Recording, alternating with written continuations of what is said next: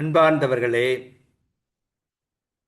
நேரம் கிடைக்கும் போதெல்லாம், வாய்ப்பு கிடைக்கும் போதெல்லாம் இறைவனை பாடி பரவுவது, திருமகனை புகழ்ந்து பாடுவது வளனாரின் வழக்கம் என்று தேம்பாமணியிலே இறையடியார் வீரமாமுனிவர் நமக்கு உணர்த்துகிறார். அப்படி புகழ்ந்து பாடும் ஒரு இன்னிசையை இன்று நமக்கு செயலாக சிந்தனைக்கு தருகின்றார். மிக அருமையான செய்யுள். அதனை நாம் பாராட்டி மகிழ்வோம். நாமும் சேர்ந்து வளனாரோடு இணைந்து அந்த திருமகனை புகழ்ந்து கொண்டாடுவோம். திருமகனுடைய புகழ் எத்தகையது? மறு மலி மலர் நிழலே, மறை மலி உயர் பயனே, திருமலி கரமுகிலே, சிவம் மலி தனி முதலே, இருமலி உலகு உளரே, இணரொடு தொழுமடியே, குறுமலி அறநெறியே, கொழுமலர் அடி தொழுதேன் என்று சோசுவின் வெற்றி படலத்தை முடிக்கிறார் வீரமாமுனிவர்.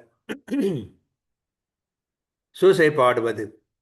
மனம் நிறைந்த மலர் சோலையின் நிழல் போன்றவனே, வேதத்தில் மலிந்து கிடக்கும் பயன்களிலெல்லாம் உயர்ந்த பயனே, செல்வம் நிறைந்த கையால் பொழியும் மேகமே, நன்மை நிறைந்த தனி முதலே, விண்ணகம் மண்ணகம் என விளங்கும் இரண்டு உலகங்களிலும் உள்ள யாவரும் மலரிட்டு தொழும் திருவடிகளை உடையவனே, குருவாக வந்து மலியச் செய்யும் அறநெறி வடிவமே, உனது கொழுமையான மலர் போன்ற திருவடிகளை தொழுதேன் என்று வளனார் கூறுவதாக இறையடியார் வீரமாமுனிவர் சொல்லுகிறார். சுருக்கமாக சொல்வதென்றால், மணமலர் சோலை நிழலே, மறைகளின் நிறைந்த பயனே, செல்வத்தை வழங்கும் முகிலே, நன்மை மிகு தனி முதலே, விண்ணும் மண்ணும் வணங்கும் தெய்வ திருவடி உடையவனே, குருவாக வந்து அறம் மலியச் செய்யும் அறவடிவமே, உன் மலரடி வணங்குகின்றேன் என்கின்றார் சூசை. நாம் உன் மலரடி வணங்குகின்றோம் என்று பாடினால் எவ்வளவோ நன்றாக இருக்கும்.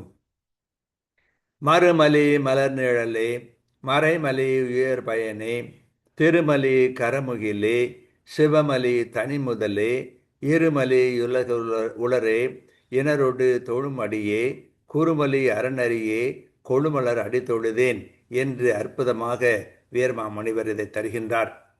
இந்த அற்புதமான புகழ் மாலை நம்முடைய வாயிலும் அடிக்கடி முழங்கினால் அது எவ்வளவோ நன்றாக இருக்கும். கடவுளை புகழ்வோம். வாழ்க.